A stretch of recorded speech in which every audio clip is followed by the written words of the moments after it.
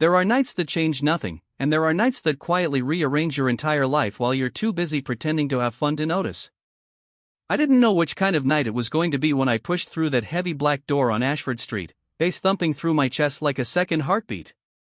I wasn't looking for anyone. I definitely wasn't looking for him. But some people don't wait for you to be ready. They just arrive, stand in a shaft of blue light like they were placed there on purpose, and undo every plan you had for your own heart. He wasn't supposed to be there. Not that night. Not ever, if you'd asked either of us a week earlier.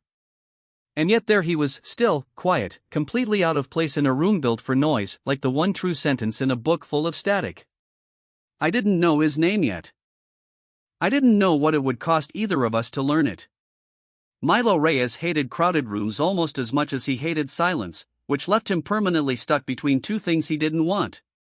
He'd only come to Ashford Street because his roommate, Des, had dragged him out with the promise of just one drink, then we bail, a promise Des had broken at least 11 times before.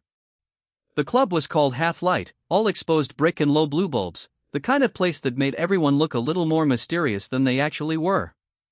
Milo worked as a junior architect at a firm that specialized in restoring old buildings, a job he loved with the quiet, stubborn devotion of someone who'd never really loved anything easily. He was 26, careful with his words, generous with his silences. He noticed things other people missed, the hairline crack in a foundation, the way someone's shoulders dropped half an inch when they finally felt safe. He noticed the man by the far wall before he even meant to look. Tall, dark-haired, wearing a jacket that looked more suited to a rooftop bar than a nightclub, standing with the stillness of someone who'd wandered in from a completely different story. He wasn't dancing. He wasn't scanning the room the way people scan rooms when they were hunting for something. He was just there. Present in a way that felt almost startling in a place built for distraction. That was Julian Cole, and Julian was, by every reasonable account, not supposed to be at Half Light that night either. Julian ran a small independent bookstore 2 blocks over, the kind that stayed alive on stubbornness and community goodwill rather than profit margins. He was 28, sharp-witted in the way people are when they've learned humor is a good place to hide, and he had exactly one rule about nightlife: avoid it. He'd only come because his best friend's birthday demanded it, and because saying no to Priya was a battle nobody won. Their eyes met for the length of one held breath. Milo looked away first. Julian didn't. It was Des, of all people, who caused the collision, literally, spilling half a drink down Milo's sleeve while attempting a dance move he had no business attempting. Milo stepped back, laughing despite himself, and bumped directly into the still, quiet stranger from the wall. "Sorry, I didn't," Milo started. "You're fine," Julian said, steadying him with a light hand on his arm, then letting go a half-second too quickly, like he'd noticed himself lingering and corrected for it. "Better than the alternative. I've seen what that guy's dancing does to unsuspecting bystanders." Milo laughed a real laugh, surprised out of him. "You've been watching him too?" "Hard not to. He's a hazard to public safety." Up close, Julian's stillness had a warmth to it that Milo hadn't expected. Not cold, not aloof, just careful, like a man who chose his moments rather than wasted them. "I'm Milo." "Julian." A small pause, like he was deciding whether to say more. "I don't usually do places like this." "Neither do I," Milo admitted. "I'm here as emotional support for a man who does not need emotional support." Julian's mouth curved. "That tracks."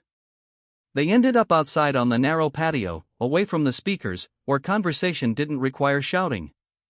Milo learned Julian owned Colepage, the bookstore on Larkin. Julian learned Milo restored buildings for a living, that he liked things with history and rough edges, structures other people wanted to tear down. "That's a strange thing to have in common with a book," Julian said. "We do the same thing, just with different materials. Trying to keep something worth keeping from disappearing." Milo felt something shift in his chest, small, but unmistakable, like a door easing open a few inches. "I like that." Neither of them mentioned the club again. It didn't feel like where the night was actually happening. 3 days later, Milo walked into Colepage to escape the rain, telling himself it had nothing to do with the fact that he'd looked up the address the night before. Julian was behind the counter, sleeves pushed up, arguing cheerfully with an elderly customer about whether a particular poet was criminally underrated or correctly rated, just unpopular. When he spotted Milo near the architecture section, something in his expression opened. "You found me," Julian said. "The rain found me. You're just where I ended up." "Sure." Julian's eyes said he didn't believe that for a second, and didn't mind. They talked until closing. About buildings and books, about families that didn't quite understand them, about the strange loneliness of being surrounded by people and still feeling like the only witness to your own life. Milo told him about his father, a contractor who'd wanted him to build new things instead of fixing other people's mistakes. Julian told him about growing up the son of two pragmatic accountants who loved him fiercely but never understood why he'd choose books over stability. "They still ask when I'm going to get a real job," Julian said, half laughing, the kind of laugh that covered something tender underneath. "You have a real job. You keep stories alive for people who need them." Julian looked at him for a long moment. "Nobody's put it that way before." Milo didn't answer. He didn't need to. The quiet between them said enough. Over the following weeks, something steady built between them, not sudden, not loud, but the kind of connection that accumulates like sediment, layer by layer, until one day you look and realize it's become bedrock. They met for coffee that turned into 3 hours. They walked through the historic district while Milo pointed out cornices and load-bearing arches, and Julian listened like it was the most fascinating subject in the world, because when Milo talked about it, it was. Julian showed Milo his favorite hidden corner of the shop, a reading nook behind a shelf of poetry, where he kept a blanket and a single lamp for the nights he lost track of time. "This is where I go when the world's too loud," he admitted. "You brought me to your quiet place," Milo said softly. "I don't bring people here." "Why me?" Julian considered the question seriously, the way he considered everything. "Because you're the first person in a long time who feels like less noise, not more." Milo's heart did something complicated and warm. Their hands brushed constantly, over shared books, over coffee cups, over nothing at all, each touch a small question neither of them was ready to answer out loud. There was a particular evening, golden light slanting through the shop windows, when Julian reached up to fix a crooked frame on the wall and Milo watched him with an intensity he couldn't hide fast enough. Julian caught him looking. Didn't look away. "Milo." "Yeah? I think I'd like to kiss you. Eventually. When you're sure." Milo's breath caught. "I might already be sure." "Then I might already be terrified," Julian said, laughing softly at himself. "Good terrified. The kind worth having." It happened on a night with no plan behind it, the best kind. They'd cooked dinner in Milo's apartment, the kind of clumsy, laughing meal made by two people more interested in each other than the food. Rain tapped the windows. The city lights blurred gold through the wet glass. They ended up on the couch, close enough that the space between them had stopped meaning anything. "Can I tell you something I haven't told anyone?" Julian asked. Milo nodded, giving him the silence to fill however he needed. "I almost didn't go to Half-Light that night. I told Priya no 4 times. Something made me change my mind at the last minute, and I still don't know what." He looked at Milo, something raw and unguarded in his face. "I think it might have been you. Before I even knew you existed." Milo reached over and laced their fingers together, slow and deliberate, giving Julian every chance to pull away. He didn't. "I wasn't supposed to be there either," Milo said. "Des practically dragged me. I almost left before you noticed me. I noticed you the second you walked in." The kiss, when it finally came, wasn't rushed or cinematic in the way movies promised. It was quiet and certain, the kind of kiss that answers a question rather than asking one. When they broke apart, Julian rested his forehead against Milo's, breathing out like he'd been holding something in for weeks. "I don't want this to be easy for the wrong reasons," Julian murmured. "I want it to be real, even when it's hard." "Then let's make it real," Milo said. "Hard included." The trouble, when it came, didn't come from either of them. It came from the space around them, families, expectations, the quiet accumulation of other people's fears. Milo's father called on a Sunday, the way he always did, and the conversation turned, as it sometimes did, to Milo's future. "Your mother's asking if there's anyone," his father said, not unkindly, but with the particular weight of a man who wanted a simple answer. "There is, actually," Milo said, surprising himself with how steady his voice came out. "His name is Julian." The silence on the line lasted 4 full seconds. Milo counted them. "Okay," his father said finally, in a tone that meant it was very much not okay yet, but might be someday, if given room. "Okay. Tell me about him." It wasn't rejection. It also wasn't acceptance. It was the exhausting middle place, and Milo hung up feeling both lighter and heavier than before. Julian's difficulty came differently. His parents already knew, he'd told them years ago, but knowing and understanding weren't the same thing. His mother called that same week to ask, gently but pointedly, whether Julian had thought about how serious this was getting, whether he was protecting himself, a question that landed like a small, familiar wound. "They're not against me," Julian told Milo later, staring at his hands. "They're against me getting hurt." Which is its own kind of hard to argue with, because I don't know that they're wrong to worry. "Do you think I'll hurt you?" "I think everyone who's ever mattered to me has left, eventually. My track record isn't exactly reassuring." Milo took his hand. "I can't promise forever. Nobody can, honestly. But I can promise I'm not leaving because it got difficult." Julian didn't answer right away. The fear in his eyes didn't fully leave. But something in him leaned toward Milo anyway, the way a plant leans toward a window even when it isn't sure the light will last. The distance started small and grew the way small things do when nobody names them. Julian's bookstore hit a financial crisis, a rent increase he hadn't budgeted for, threatening to close a business that was more identity than income.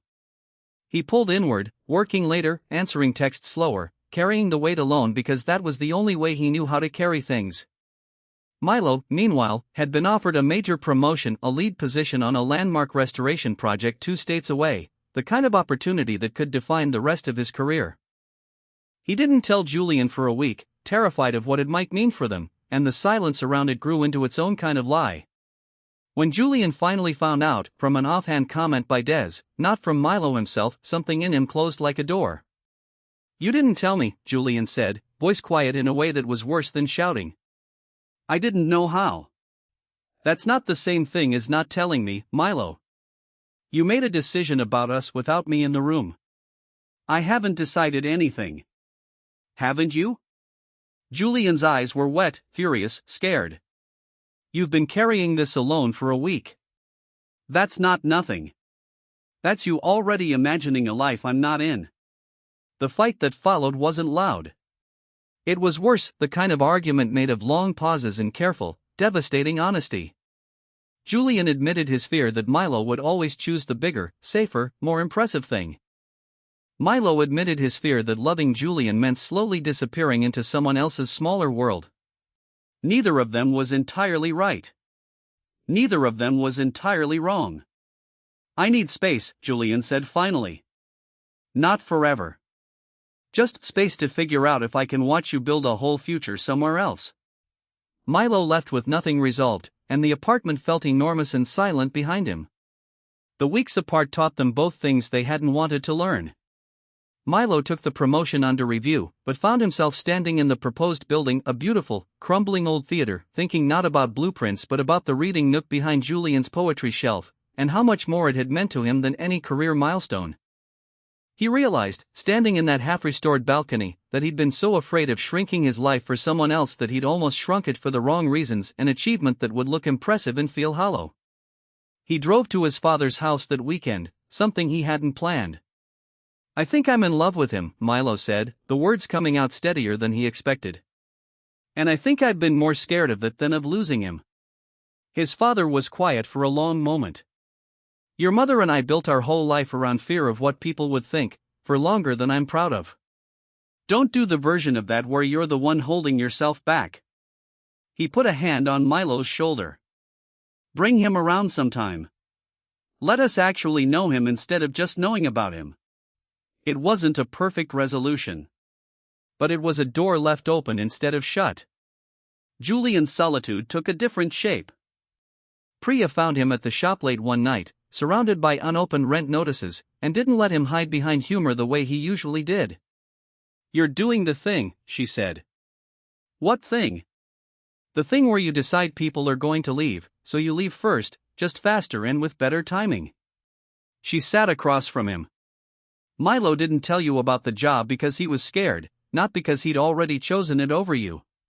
There's a difference, Jules, even if it doesn't feel like one right now. What if I hold on and he goes anyway? Then you'll survive it, because you survive everything. But what if you let him go and he would have stayed?" Julian didn't have an answer. He only knew, sitting there in his own quiet shop, that the ache of not calling Milo was worse than any fear of what Milo might say. Milo turned down the out-of-state position. Not out of sacrifice, not as a grand romantic gesture, but because when he was honest with himself, staying was the choice he actually wanted. The firm had other projects, other paths forward that didn't require leaving behind the life he'd started building. He told his boss the truth: some ambitions were worth chasing somewhere else, and some things were worth staying for. He didn't tell Julian right away. This time, for a different reason, he wanted to be sure it was real before he made it about them. Julian, meanwhile, made his own choice. He sat down with a small business consultant Priya had found, restructured the shop's finances, took on a part-time partner to share the load. It wasn't glamorous. It wasn't a rescue. It was slow, unglamorous work, the kind that actually holds a life together. And somewhere in the doing of it, he understood something: the fear of being left didn't go away by leaving first.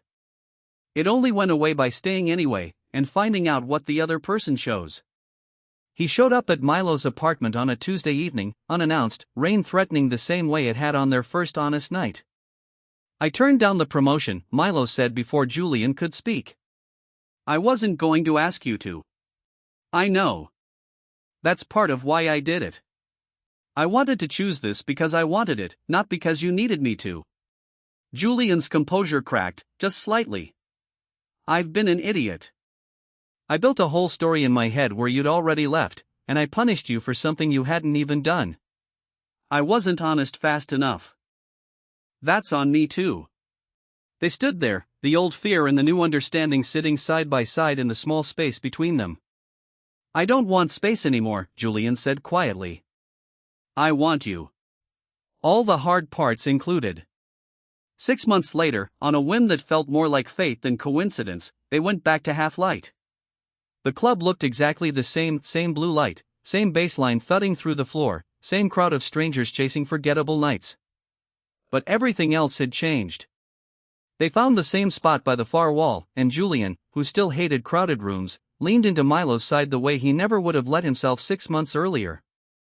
"You know," Milo said, "you weren't even supposed to be here that night. Neither were you. Best mistake either of us ever made." Julian smiled, the real one, the one Milo had learned to recognize as the truest version of him.